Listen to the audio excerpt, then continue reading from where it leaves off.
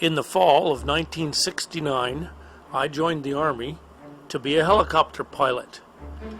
I got started into helicopter pilot school, and in the spring of 1970, God told me that I should quit my helicopter training because I would die in Vietnam. And then, when I finally decided to quit, God told me to wait for a couple more days, and then when He told me to quit, I quit. And the people that quit the day before I quit all went to door gunner school.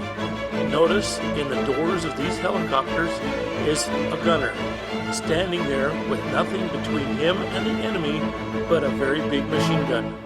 And the enemy just really wants to shoot him because he's trying to keep the enemy from killing the people that are getting on or off of his helicopter.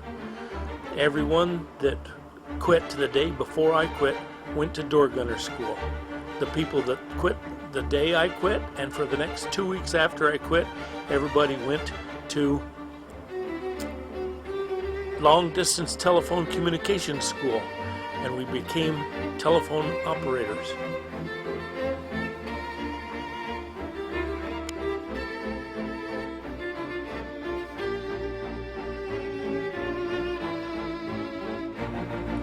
At that time, pilots and door gunners both had a 60% chance of coming back from Vietnam in a pine box.